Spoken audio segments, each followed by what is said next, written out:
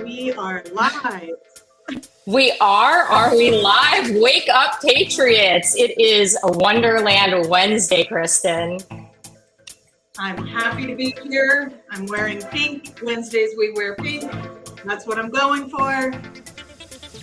I like it. I like it a lot. I've been down a rabbit hole. I don't even know if I slept very much because I've been really kind of freaked out over this whole bird flu thing. I don't know how you're feeling about it.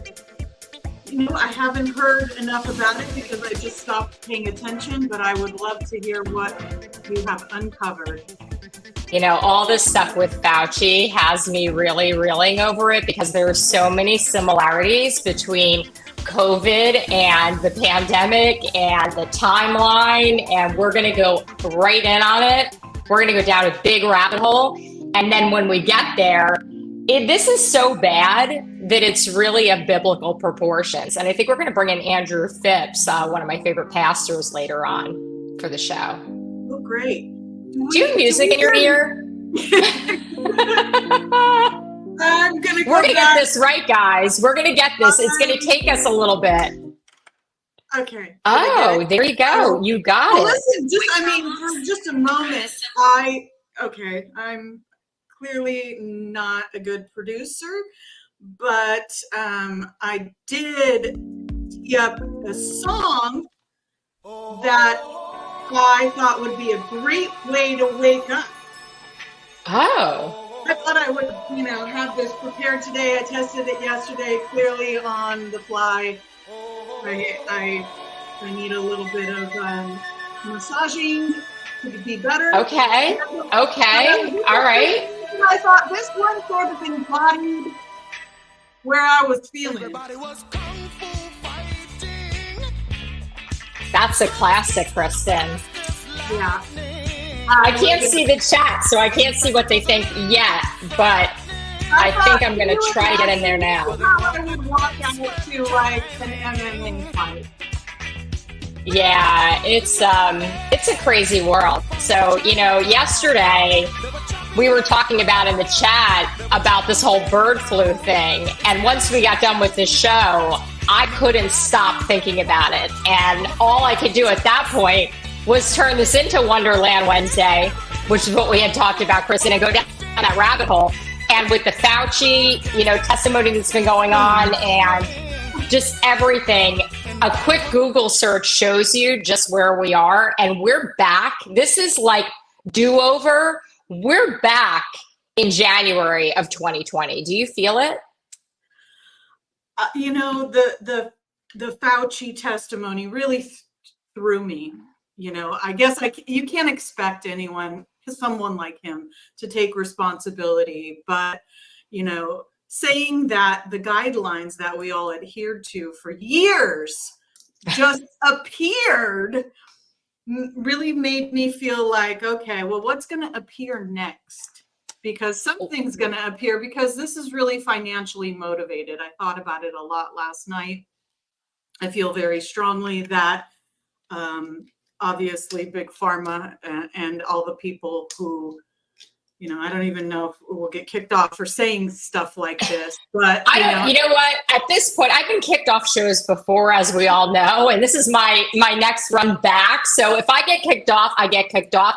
But it's not going to surprise anybody when I tell you that the World Economic Forum and the big machine, aka follow the money, is behind all of this yet again. And if you look at what's trending and you look at the headlines, and it's just absolutely incredible once you start to follow the trail of what's actually unfolding. And I want Wednesdays to be Wonderland Wednesday because I really want to talk about these things that are just unfolding that we can make predictions on, because all of us, our chat, our Ked heads, our, mailman fans, whatever we're calling it, Kristen fans, they know that this is all a game. And it's really a very sinister game. And it's really crazy when you could go up and you do a Google search. And I tell everybody, do this today. 12 hours ago, there's this headline from the New York Post, and I love the New York Post, and it's partisan cover-up of the COVID-19 pandemic leaves us exposed. And I thought, wow, that was one of the things that I read first off when I started to look at this. And then I started to dig a little deeper. And of course, the Council of Foreign Affairs has weighed in. Would that surprise you at all, Kristen? No, because everybody wants to be involved to manipulate us to make money. So what did they say, Karen? Well, What's the next? let's just begin there, because again, when I say I'm going down a rabbit hole, and you've seen me do this before, most of the people in the chat have seen me do this before, it gets pretty invasive. So I'm going to ask everybody to bear with me. I think maybe what we should do is go to Jesus Calling first, open up the day, say a little prayer, because you're going to need it once you start to hear what I tell you. Because I think, you're a really smart woman and you're a conspiracy theorist, but I think you're actually going to be really freaked out when I get done. I think most of the people watching this are, because I'm freaked out. So let's turn to Jesus Calling, say a little prayer, and start off the day. So today is devote yourselves to prayer. Rest in my presence, allowing me to take charge of this day. Do not bolt into the day like a racehorse suddenly released. Instead, walk purposefully with me, letting me direct your course one step at a time.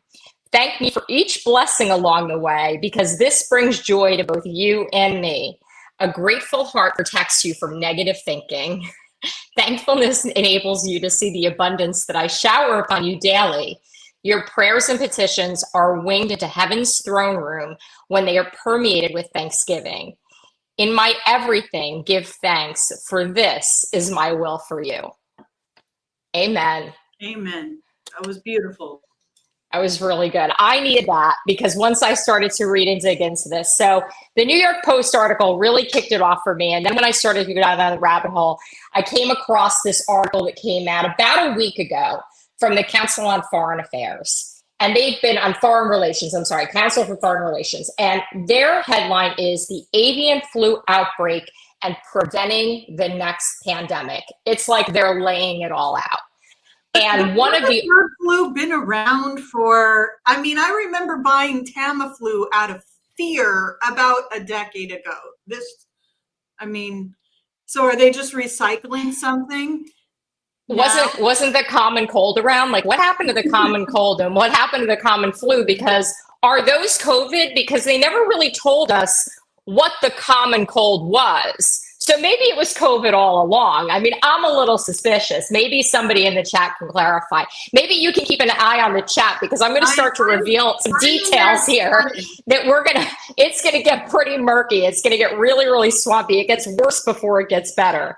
So the Council on Foreign Relations was established in 1921 as a nonpartisan, that's like the first thing it says, group. Okay. And they're focused on, guess what? Global affairs. And by the late 1930s, based on what I read, guess who were the major financial contributors were? We're in the Industrial Revolution here, Kristen. Would you like to gander and take any guesses? Or would anybody in the chat like to guess? In the late 1930s, who was basically funding the Council on Foreign Relations? Anyone in the chat want to give us their best guess? What you got, Kristen? We've got Trixie in the mix, says Rockefeller. Thank you, Trixie. That is the first and foremost. Rockefeller's up there. There's another one. So let's think about Detroit. Let's think about automobiles. Where are we at? Who we got? Oh. Common cold is a cold virus. I'm reading why are they still using PCR tests? Ford. Ah, bingo, ding, ding, ding, ding, ding. We should have a little bell that goes off. So yeah, Ford and Rockefeller were the major financial contributors to the Council on Foreign Relations in the 1930s. So it just gets worse from there. They're now comprised of 5,135 individual members. And do you think that members could be conservatives, that this could be open to the public? What do you think? Do you think they're going to let us in? Membership. Can we go and apply? Can anyone apply? No, because you have to be nominated, and you have to be nominated by none other than a current member. Of course you do. So you can't even be a member. To people who think the same way and want to manipulate and control you. I got it. Who do you think who could we talk about? Maybe who's the chairman of the Council on Foreign Relations? Anybody else in the chat want to take a gander? I'm afraid to hear this answer. It's so good. I mean, it's good and it's bad. It's good because it's validation for all of us that we're not crazy, that we're not conspiracy theorists, which is why I want to do these rabbit hole segments and these Wonderland Wednesdays, because I find myself so often questioning my intuition, questioning my sanity, questioning what's logical, questioning how we can be in the space that we're in. And then it gets validated again and again and again that most of the time, the people in the chat are right, and everything you hear from the mainstream media is wrong. So are the real people in control? Are we going to take back this country? Let's hope so, unless they steal another election. And how did they do that the last time? You know, if there was any manipulation and any stealing at all, I would say that COVID had something to do with it. I think the chat would probably agree. I'm reading the comments. We have known all along we are right. Deborah Lynn 59. We are not conspiracy theorists. She's right. Okay. Well. Okay. I'm gonna keep going with none other than David Rubenstein. So let's see if our chat goes crazy, if they know who he is, because he is a trustee of course, the World Economic Forum. So, anyways, wait, it gets better. He worked for President Carter as well. So we can keep going. But this is who's at play here when we talk about who's manipulating the current narrative. And now we're going to see all of these headlines spiral. I've been in news a long time. I've been in life a long time. I can see the writing on the wall. And if you go back and you look at when all of this came out in 2020 for COVID, you know, and it's ironic that all of this is just as Fauci is testifying. But, you know, in January, we had the lab leak. By February, it was chaos and they were giving us all these mandates. By March, we were in a lockdown. So my prediction on the show today, in the chat, you can hold me to this, and I made predictions and I don't need to be right. I would actually rather not be right. My prediction is we're about 3 months away from some sort of bird flu, avian flu pandemic based on every single signal that I'm getting from every single headline that I'm reading. Well, that's really scary, Karen. I understand. I didn't come in here this morning to bring everybody down. I came in here this morning to go down the rabbit hole and tell our entire chat and everybody in America who tends to wake up thinking they're a little bit crazy, that you're not crazy, that the World Economic Forum is, again, very involved, at the very least, in this pandemic planning. And I'm not saying they are planning it, but there's a lot of planning that's taking place. So again, follow the money, follow what's going on. So going back to this wonderful headline that the Council on Foreign Relations put out, the avian flu outbreak and preventing the next pandemic, with this article written in part by Jennifer Nuzzo, who's a professor at Brown. Again, not a shocker. So I decided to go on her Twitter page to see what's going on and what she's posting. So would you believe yesterday, folks, here we go. Here is her latest and greatest. She's back at Brown. It's great to be back. Our Washington, D.C. based pandemic center is growing more than we could have ever imagined when we planned this office more than a year ago. I'm also happy to see our students and fellows here in positions. And she tags the White House and the State Department. Wait. They started Do you this. need me to back up? Apparently so. Brown University is sponsoring a pandemic-based lab. And just on the heels of the Council on Foreign Relations, the article that Jennifer herself wrote, she has now tweeted out, as of yesterday, this is all facts, folks, that Brown, where she is a professor, we're in the rabbit hole, Brown is involved, an Ivy League, imagine that they have a Washington, D.C. pandemic center team that they are setting up, and this has been in planning for a year. So who's manipulating the media narrative, if nothing else? Unbelievable. So then I went further down because I'm like, well, who is this Jennifer, right? Because I'm like, I remember her. Who is she? I've seen her on news programs, seen her as a talking head on, leftist networks. And I started to look and I said, oh, wait a second. She's one of the people who was the first to talk about government preparation for a pandemic. She was one of the first people in Fauci land to testify in February of 2020.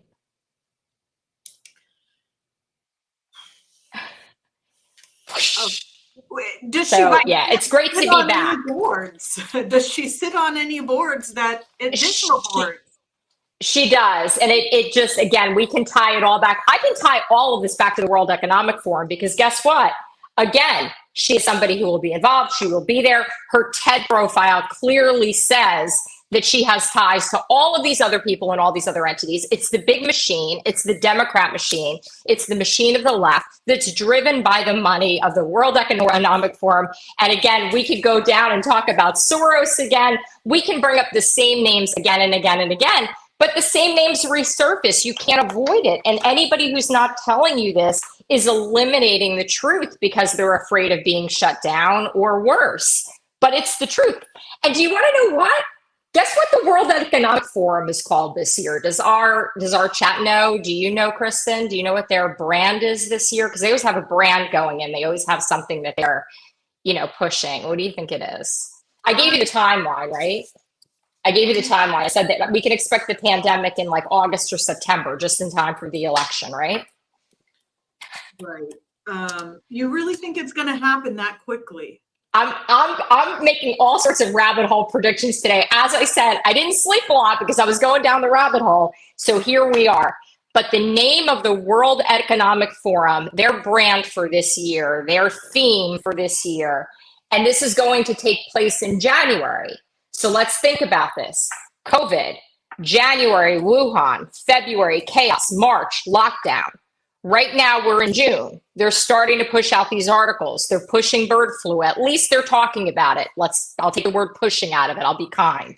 So we're looking at now June, July, August, September. So if we go on the same 3 or 4 month cycle, we're looking at something dropping here within the next 90 to 120 days based on these calculations.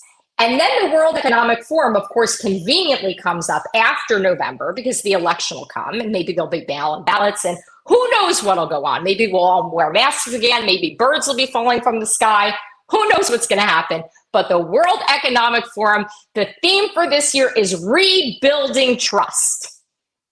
Oh, goodness. Does it rebuilding trust, folks. Have any bulleted points on how they intend to do that? Yeah, I mean, this is going to be more than one episode. I can assure everybody today that we're going to have to come back to this, and this is going to come up again and again and again because it's all tied together. But it is very, very clear that something is happening. And if we look at the way that the articles are coming out and you look at, I beg you, please go and Google search today, just for your own edification. Go on there and take a look because the minute you start to search, you're going to be blown away on the amount of articles when you go ahead and you say next pandemic that come up on bird flu, on the World Economic Forum taking a stand against pandemics, all of the things Bill Gates, again and again and again, they are rehashing what allowed them, and I won't say they stole the election, what allowed them to profit from a possibly stolen election. That's the reality. We're going back in time. It's wild. And I'm really blown away at just how many headlines there are. So I wonder if our chat is as surprised or if they've been, hot on the trail of this. I was thinking about maybe possibly trying to reach out to Naomi Wolf and maybe have her come on and talk to her maybe next week on Wednesday for a rabbit hole after we talk about the biblical proportions today when Pastor Andrew Phipps comes on later on in the hour. Well, I think that's a great idea. And I would actually love to know from the chat, what they would do if we're put in this position. If your prediction comes true, I would love to say that, people are not going to comply, but I also recognize the risks with that.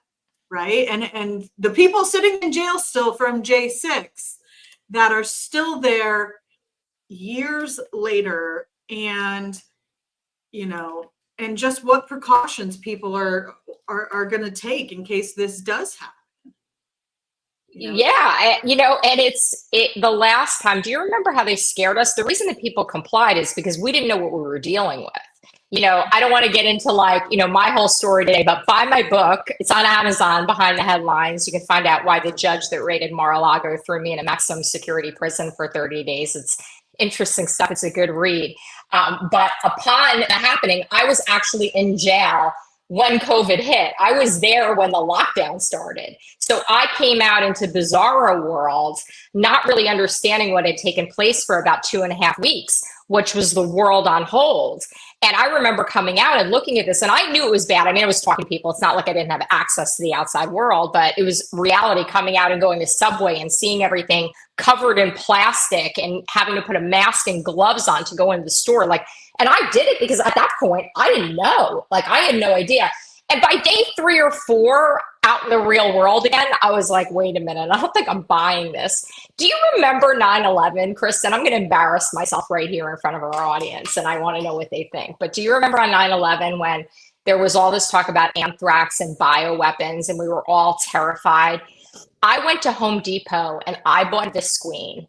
And I thought that if things got bad, that I would Visqueen myself into my apartment.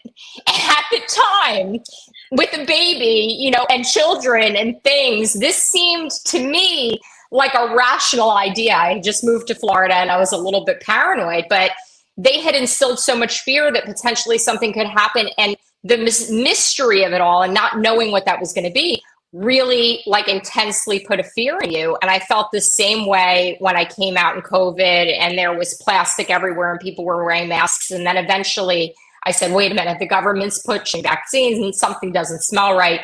And obviously stopped wearing a mask and didn't comply.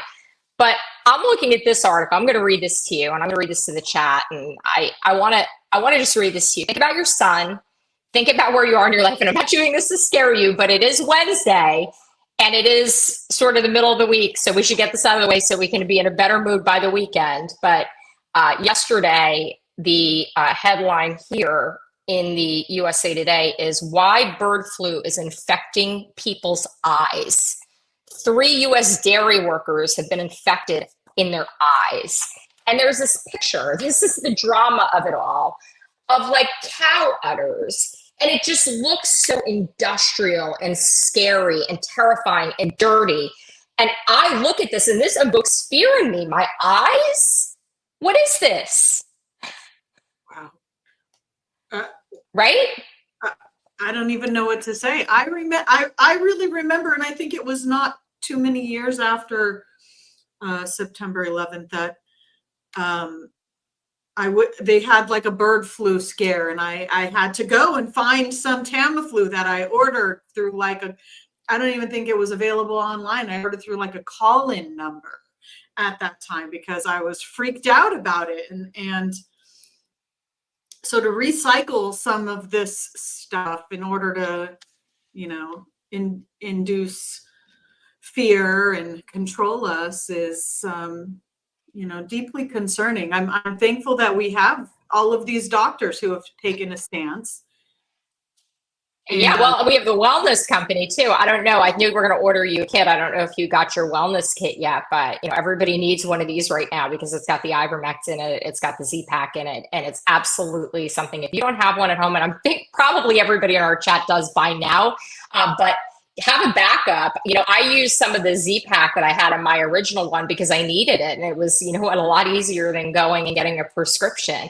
So it's TWC .health. And then they have a special. It's $30 off for that wellness kit. I want to know the code. And you know what? Ed sent it to me. I want to get this right, TWC. So hold on one second. And let me make sure I'm giving out the right code and I'm saying the right thing.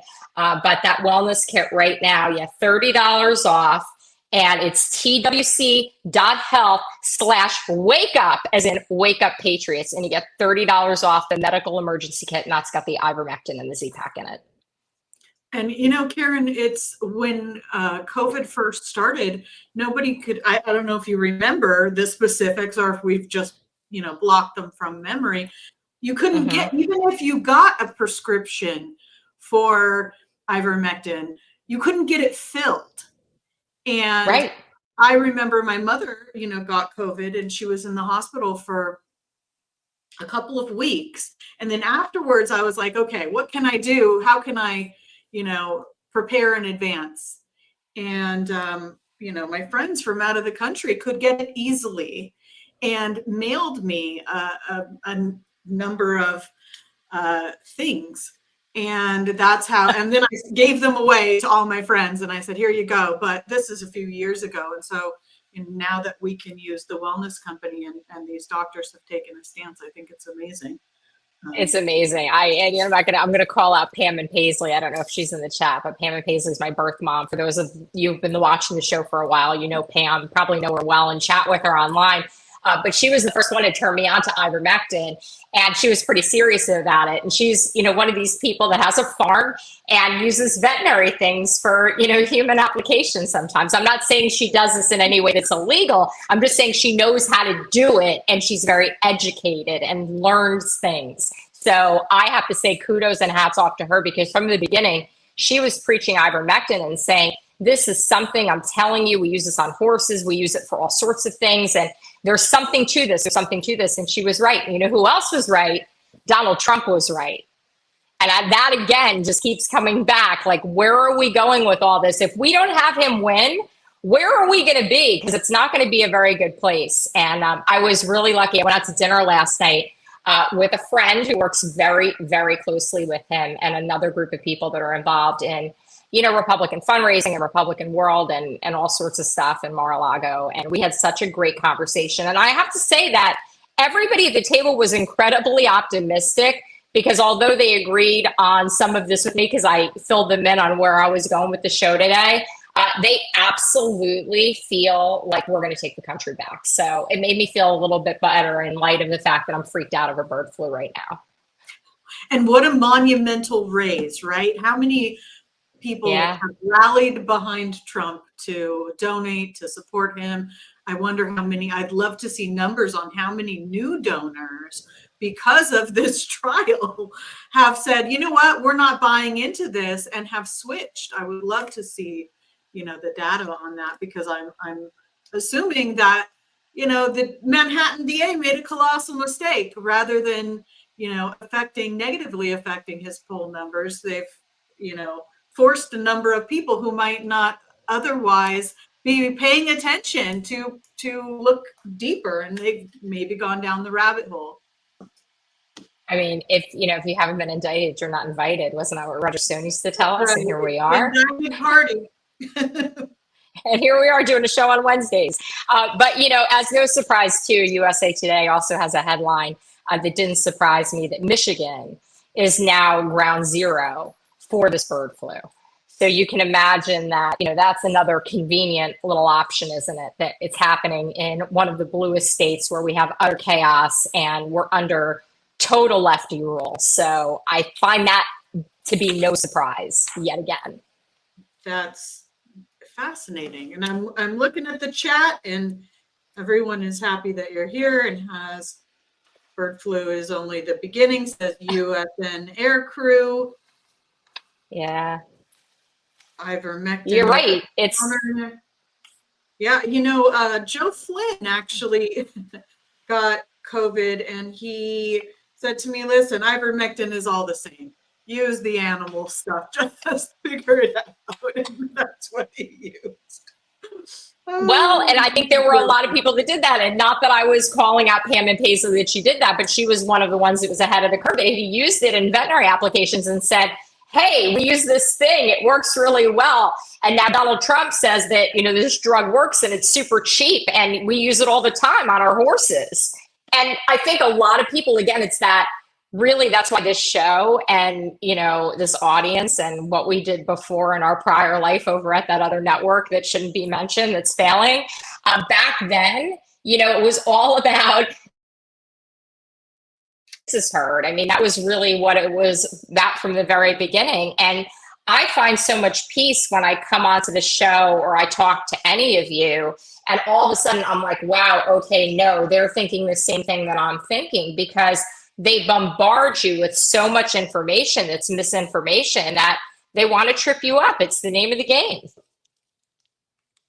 Yeah, I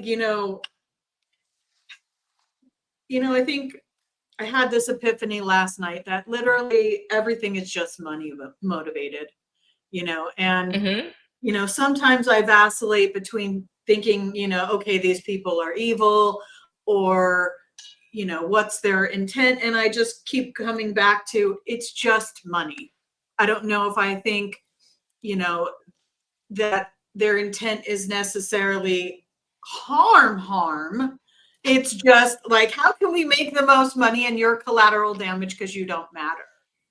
And Well, and then, you can bring in the fear of the global currency. I mean, you're a finance girl, you know all about this, you know where we're headed with this. And we have the Colonial Metals Group, that is one of the sponsors of our show. And they're willing to go ahead and put themselves out there to redefine what they were doing business wise to really push more metals, as a way to protect your family's future. And like, what else are you going to do at this point? We're talking about the fact that you have to have drugs on hand because we could potentially have a pandemic. Well, you better have some precious metals on hand because that may also be a problem because the World Economic Forum wants to rebuild your trust in January after the election.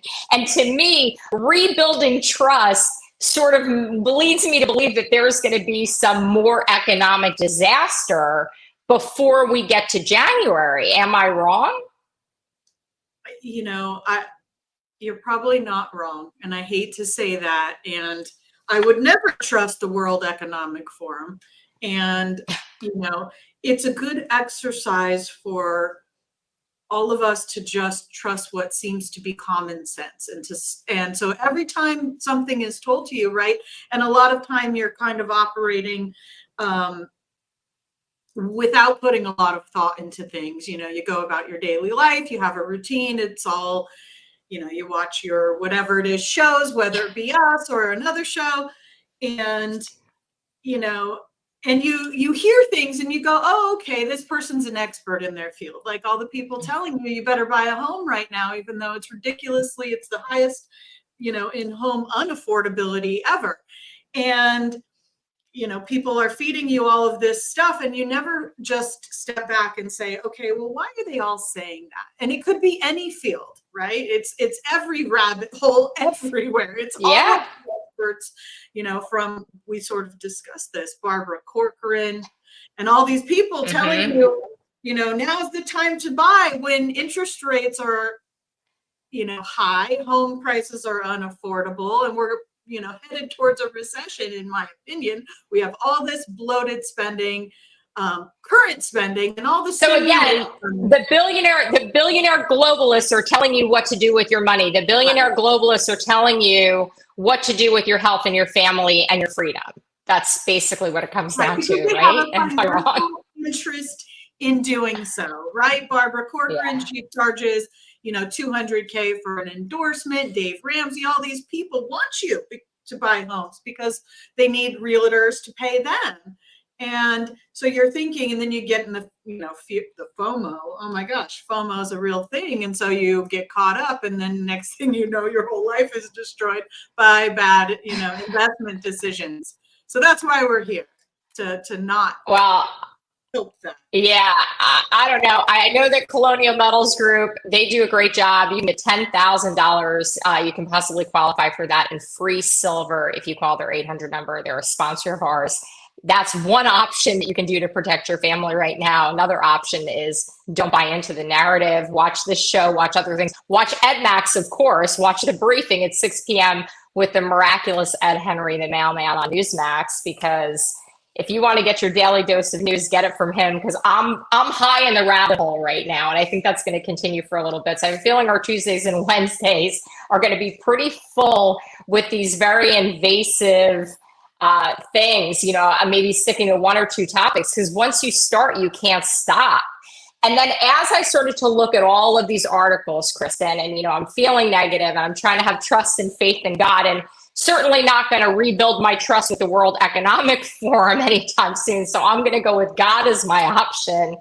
I came across an article from the Jehovah's Witnesses. And I don't know if we have anybody in the chat that's Jehovah's Witness. I don't really know any Jehovah's Witnesses, but I thought it was really interesting that they came out with an article. And I want to talk to Pastor Andrew Phipps about this. And get him to weigh in. But they put out, again, ironic timing, people know things.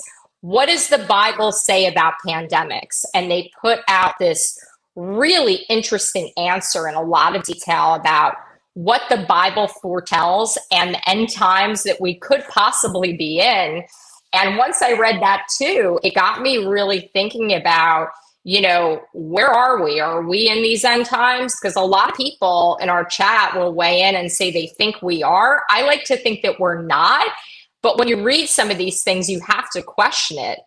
And one of the things that they said is, one of the questions that they're asking is, are today's pandemics punishment from God? And they get into some of the readings that show us that God is always faithful, that God always loves us, and that these things are not of God. But basically that, God is the only one that can save us. So I think if Andrew's available, I think we should bring him in and have him weigh in on my prediction about this bird flu pandemic situation, because I know he's always got an opinion, Kristen. Well, we don't have him ready. That's too bad. I don't like that. That's very disappointing. Andrew, where are you?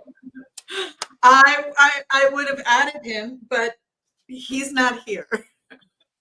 Okay, that's okay. I'm going to try. I'm actually having trouble getting into the Rumble chat. Did we move something on Rumble where I can no longer see the live stream? Because I can see yesterday's on our Rumble page when I go in, but I can't see today's. No, I'm in there right now. I've been in there. It's the weirdest thing. I know you have, and I see you in the chat, and I love that. And I'm missing being in the chat, folks, and I'm trying to get in there. And for whatever reason, I just can't. So yeah, I've got 2 days ago. I've got 1 day ago, but I don't have the live stream.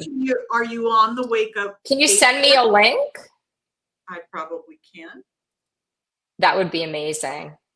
I'm in the chat to talk to everyone, but I don't have much Rumble experience, so I'm. Well, I'm gonna chat with them when I can get in there. So if you send me the link, I'm gonna pop in.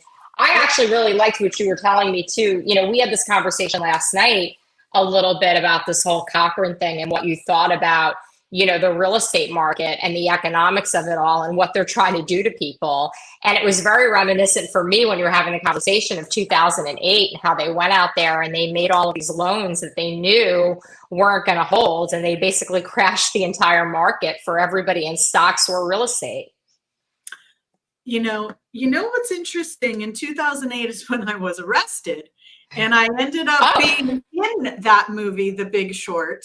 And I was in there because of my former finance background.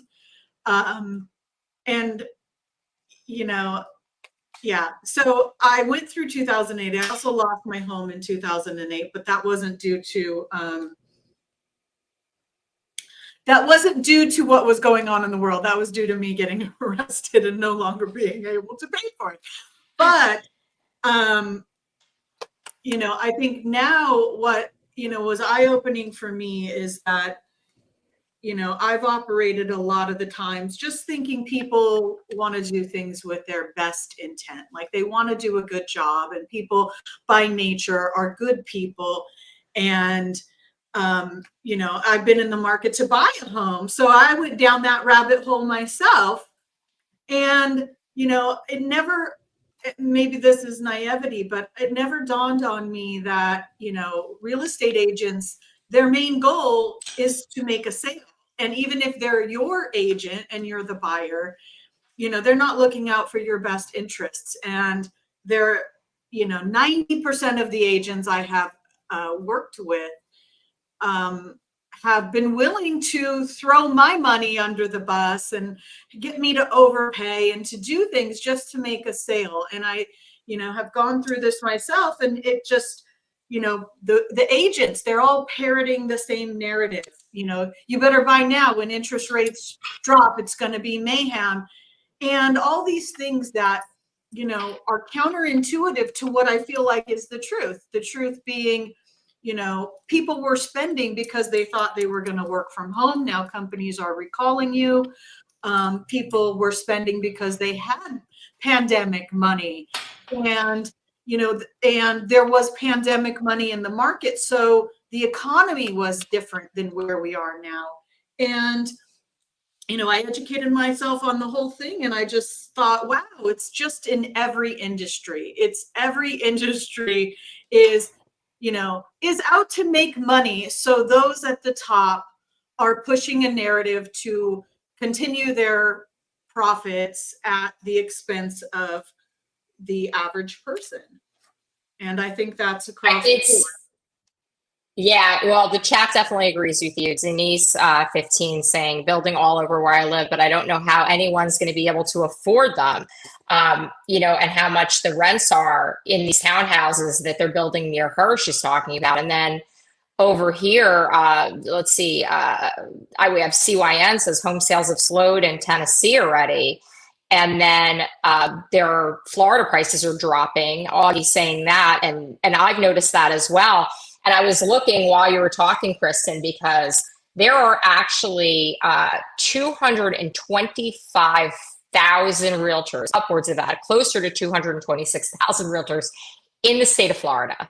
In the state of Florida. So what is the saturation of the market? What does that say when there are 250,000, basically, realtors in a single state? According to Ruby Home, the state with the most realtors is Florida.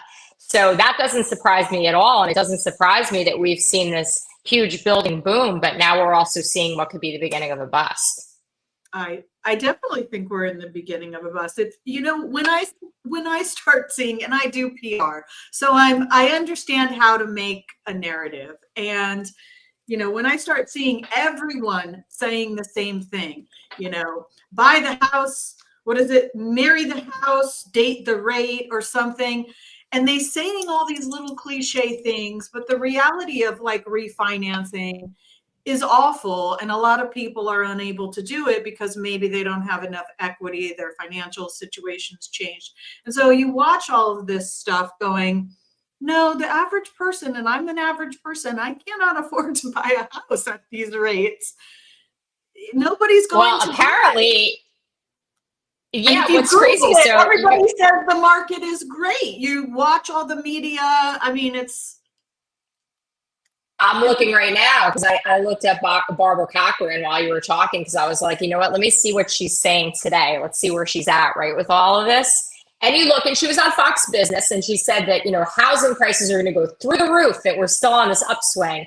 And then you go down, and I start looking, and she's basically on CNBC, not only back in February, but 6 days ago, saying, forget about Florida. She keeps saying, forget about Florida. So she's parroting this whole thing about forget about Florida, forget about Florida.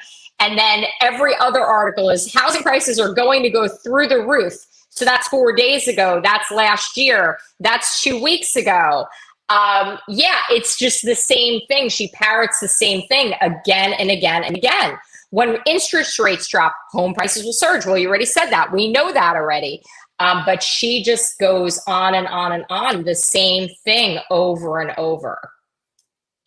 Exactly. And I think it's a good learning lesson for everyone to just not believe these people who have a vested interest in telling you, what they're saying. Their narrative is for their own interests, and it's sad because you want to be able to trust experts and to say, okay, this person is giving me good advice or talking, but at the end of the day, that's unfortunately not the world we live in anymore. It's not at all. It's not even a little bit. I was looking to see if anything else, since I brought up bird flu at the beginning of the show, if anything else has popped up that's worth sharing. But it looks like, here's a good one. Okay, so if you look right now, if you look at what's popular on X right now, because I always think that that's a good indication of where we're headed. It really is, which is wild. But, you have Senator Blumenthal saying adequate testing and better information sharing are going to be critical as now another case of H5N1, bird flu, is spreading from animals to humans. No cause for panic or complacency. That's why billions funding from the USDA and HHS has been an important first step. He posted this 2 days ago, and it's one of the trending tweets on X right now. Well, billions, that's the key word there. And we have Andrew Phipps, who has joined us. I'm going to add him. Ah, I love that. Good morning. Good morning. Good to see you. Good to see you, Miss Karen. I've had trouble with my phone. I couldn't locate my phone today. I did a podcast last night, and somehow my phone got on my desk, and that's a serious mistake to get on my desk because I don't think you could find a golden trumpet on my desk. Well, I'm sure glad you're here. I haven't seen you in forever, and I want to make an introduction to my good friend Kristen Davis, who's helping me co-host now on Tuesdays and Wednesdays for the time being, while Ed is over there killing it at Newsmax. I know you're watching him over on the briefing, but very happy to be here, and it's always great to see you, and it's just good to reconnect. So we're sorry you left your phone behind, but we're glad you're here now. Right. If you would prefer that I come on tomorrow or at another time, I can do that, or whatever. I don't want to interrupt your schedule or format. Oh, no. Well, our audience has already seen you, and they are going crazy. We have about 1,000 people in the chat right now, and it's good morning, Pastor. Love Pastor Phipps from Lizzie Sunshine. I said, I've been looking for my phone, and sometimes it's in my hand. So that's, that could have been the case with you too this morning. So it was on your desk. But Mankay says losing your phone is a blessing these days, Pastor Phipps. Well, I'm at the age where I remember a lot of things that happened and some that didn't. And but I've had a good time being with Ed Henry. And last night I had Michael Reagan, President Reagan's son, on as a guest. But it's good to be with you ladies this morning. Oh, well, thank you. And thank you for being here. We've been talking a lot about, I made a prediction, which you probably missed because your phone was lost. But now that you're here, I'll fill you in. My prediction is that we're at the beginning of bird flu, and that over the next 90 to 120 days, we're going to see possibly a pandemic surfacing because the timelines match up. The World Economic Forum has now named their January summit Rebuilding Trust on the heels of the November election. So there are a lot of red flags, Pastor Phipps. And I looked at the Jehovah's Witnesses, and they've actually put out a whole article, which I did enjoy reading, about the Bible and the fact that we may be in end times with these pandemics, and that God is the only way. And I don't know, after reading about the bird flu infecting people's eyeballs, I feel like I need a lot of prayer. Well, I think we all could use a lot of prayer. And, when I think that, and I see where it seemingly that we're going here today, we have a political party that wants to validate the abnormal, that feels like that they're okay with people pushing folks over into the subway system and pillaging and attacking, mob mentality. I think what we see is evil personified. And we have a president that, for whatever reason, as I recall the story of the devil and Daniel Webster, I think we've seen a man that has sold his soul. And, when you decide that that power is the ultimate goal, that doing what's right is always secondary or maybe at the end of the hierarchy of needs, then we're seeing what's happening here today. The disunion, the dysfunctionalism, the depravity. Well, Karen, I could go on a long time, but I don't want to get into, how should I say it? I don't want to get into a monologue that becomes like in the Senate where they have a filibuster. But Kristen, your impressions of Pastor Phipps, he's a fan favorite in our chat, one of my favorites on the show always. Well, thank you so much for that encouragement. And you're welcome. I think Miss Karen and I I certainly appreciate your discernment and that you want prayer, and that should be the goal of each one of us. You know, I've said it before, Christianity could survive without America, but I don't think America can survive without Christianity. The philosophy behind our faith, the idea that we adhere uh, commandments that tell us to love our neighbor as ourselves, that we're to do good, that we're not to lie and cheat and steal. Those are cardinal principles. And when people decide that we don't want any of those, then we're headed for swift destruction. Yeah, I think that's what my fear is, swift destruction, and when I look at just how it almost feels like Pastor Phipps and Kristen, maybe you want to elaborate on this a little bit, but I think for a lot of us, it feels like time is moving even faster than it ever has. Would you agree, Kristen? Well, I think that, yes, Miss Karen, I think that we've faced crises before: the Civil War, the World War I, World War II. I've been thinking a lot about Normandy. I have a friend that is accompanying his dad there now over to Normandy. I've been there, my wife and I, and it's a very emotional place to think about. Reagan called them the boys of Point du Hoc. 240 people, men.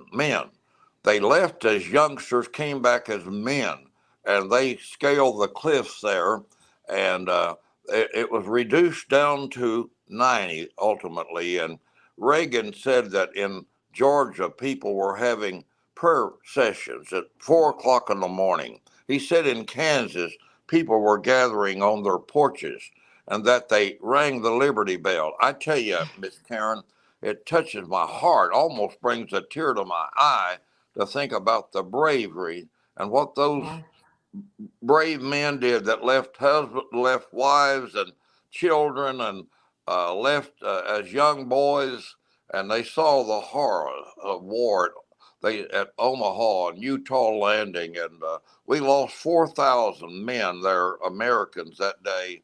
But I salute every one of those that wore the uniform of our country and stood in harm's way. I'm a patriot. I believe in the exceptionalism of America, and I want to do everything I can do as a Christian patriot to help bring that back. God's still on his throne. He's not wringing his hands.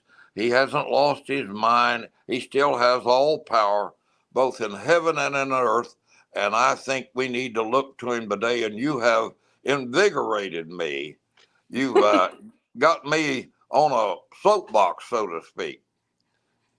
I love your soapboxes. I love when you come on the show and get a soapbox. I was really excited when I heard that you wanted to come on today. And I thought this is going to be great because things got a little heavy in the beginning of the show because a lot of it wasn't great news. A lot of it was me going down the rabbit hole on this bird flu situation and realizing that yet again, it's follow the money and follow the World Economic Forum and, chaos and crisis and bird flu infecting people's eyes and all this sort of depravity that you can't even believe is happening just right in front of your eyes. And all of a sudden you come on and I feel a little bit lighter. I feel a little bit better. Kristen, would you agree? Well, God bless you. Thank you for your encouragement. That helps me. We have to encourage one another. We have to be a help. That's why we go to church, to have fellowship one with another and to assemble and to worship. And, the strength of folks like you and the brethren, we call them, it's a great impetus, I think that's the word, that helps to alleviate what we see among us today. I have 5 grandchildren, 10 great grandchildren, and I want to stand for them and leave a legacy that says we're not giving up on America. No, we aren't. That's for sure. Nobody in our chat is. I'm not giving up on America. You're not giving up. Kristen's not giving up on America. Kristen's dying to talk to you. She's been so patient and so quiet. Andrew Phipps, Kristen has something to say. She wants to know. She wants to pick your brain. Kristen, have at it. You mentioned America's exceptionalism and how you're not ready to give up. I'm just wondering what advice you have for people. What can they do to help continue Well, this? I think we can start with the basics. It may seem elementary, or it might seem just to be so simplistic. I'm certainly not saying I have any monopoly on any kind of wisdom. Knowledge is acquired. Wisdom comes from God. And I think we have to do a lot of educating today. Our schools have done us a poor job in trying to take away our values and trying to replace them. I've been in some debates here lately with some people that they were saying, well, how could you make decisions? I said, well, the Bible is my guide. It lets me know what's right, what's wrong.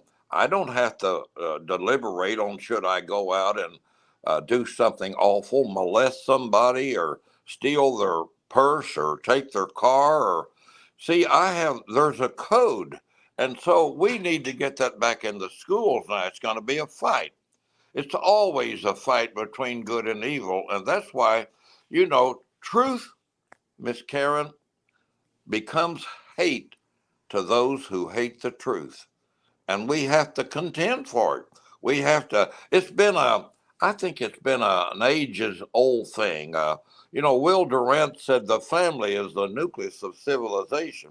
And so we have to start with our children, our families, and teach them the right things. Everybody else can be going to torment in a handcart, but we have to do what we know is right. And that means proper education, Christian values. I could argue it all day. We have to have that foundational truth. The idea, and I hate to take too much time, but the Bay Psalm reader, the New England Primer taught didactic. They taught morals. They taught, like in Yeah. the letter A, in Adam's fall, we sinned all. C, Christ crucified for sinners died. Now we promote books like Heather Has Two Mommies, and we've seen the result of it.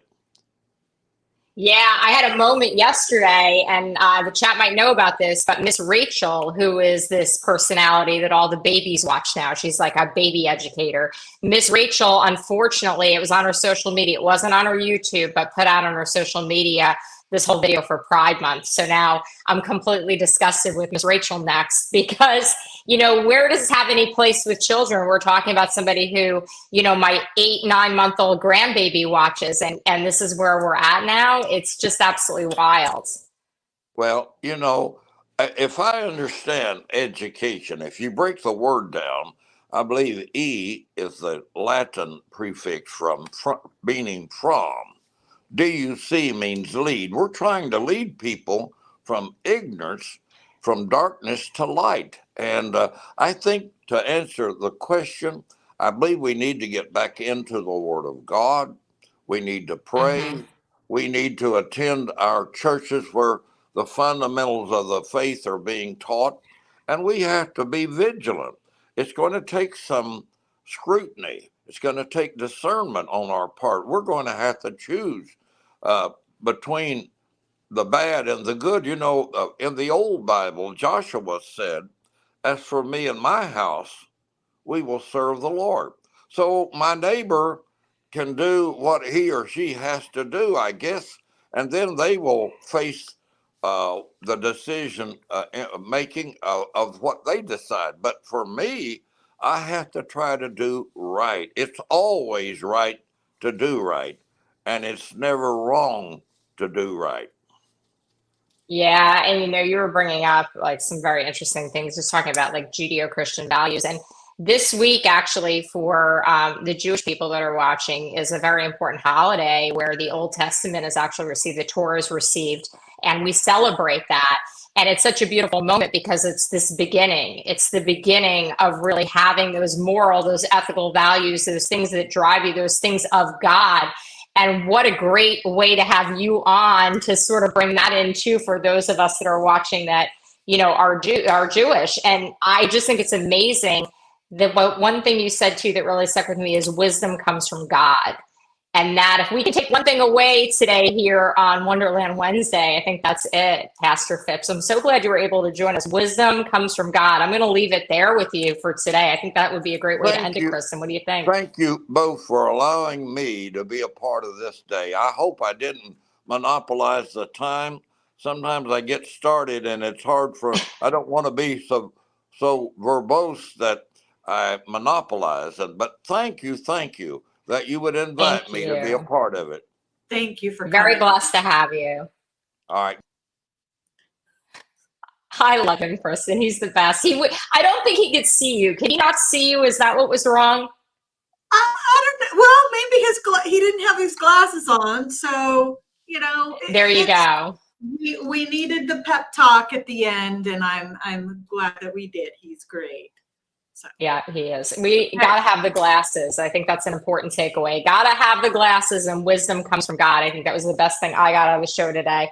I'm gonna leave it there. I'm gonna go enjoy my weekend. I am off to New York. Wish me well. I'm going to go and see just how my favorite city has deteriorated, and I will come back and I will regroup with all of you next week. That is, of course, Kristen, if you will join me again next Tuesday and Wednesday, and if you think we should co-host the show again, what do you think? I will be practicing my production skills until then. Okay, well, the chat's got your back. Thank you, everybody. Thank you, Kedheads. Thanks for everyone for being here. It was great to be here and reconnect.